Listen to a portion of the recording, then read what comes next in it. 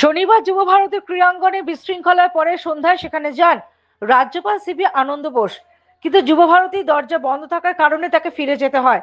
রবিবার ফের একবার ঘটনাস্থলে পৌঁছন রাজ্যপাল। ঘটনাস্থল সরেজমিনে খতিয়ে দেখেন তিনি।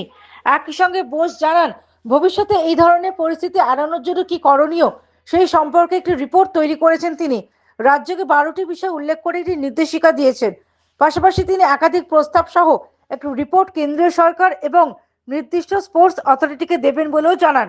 এদিন রাজ্যপাল শনিবারের ঘটনাটিকে সিস্টেমিক ফেলিওর বলে উল্লেখ করেন। কিভাবে এই ঘটনা ঘটলো, আয়োজক সংস্থার কি ভূমিকা ছিল, পুলিশের ভূমিকাই বা কি ছিল, কোনো ইন্টেলিজেন্স ফেলিওর ছিল কিনা তা খতিয়ে দেখার কথা বলেন তিনি।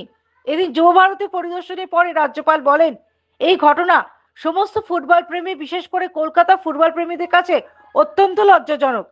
এই ধরনের অনুষ্ঠানের আয়োজনের জন্য নির্দিষ্ট স্ট্যান্ডার্ড অপারেটিং প্রসিডিওর বা এসওপি চালু করা উচিত। তিনি এই ঘটনার প্রেক্ষিতে একটি রিপোর্ট তৈরি করেছেন, কথা বলেছেন কয়েকজন ভুক্তভোগীর সঙ্গেও। যুব ভারতী পরিদর্শনের পরে সেই রিপোর্ট তিনি কনসার্ন অথরিটির কাছে জমা দেবেন। তিনি রিপোর্টের বিষয়বস্তু নিয়ে কোনো মন্তব্য করতে চাননি।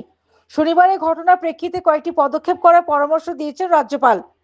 এর মধ্যে অন্যতম হলো বিচার বিভাগীয় তদন্তের ব্যবস্থা, দর্শকদের টাকা ফেরত দেওয়া, উদ্যোক্তার অ্যাকাউন্ট ফ্রিজ করে দেওয়া, স্ট্যান্ডার্ড অপারেটিং প্রসিডিওর চালু করা। নিজের প্রস্তাব সহ একটি বিস্তারিত রিপোর্ট তিনি কেন্দ্র এবং স্পোর্টস অথরিটির কাছে জমা দেবেন, জানান রাজ্যপাল। This incident, this single incident, has brought untold shame to the football lovers everywhere, particularly those in Kolkata. There should be standard operating procedure for such congregation management in future. Because when a private party is allowed to commercialize sports and make money, public should not be the sufferers.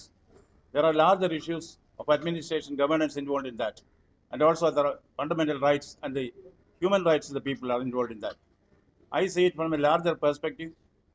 My report, after discussing with some of the victims, will be submitted to the all concerned authorities. And I don't want to reveal the content right now, but my report is almost ready. After the mark of this field visit, I will submit my report. Bureau Report, The United India News.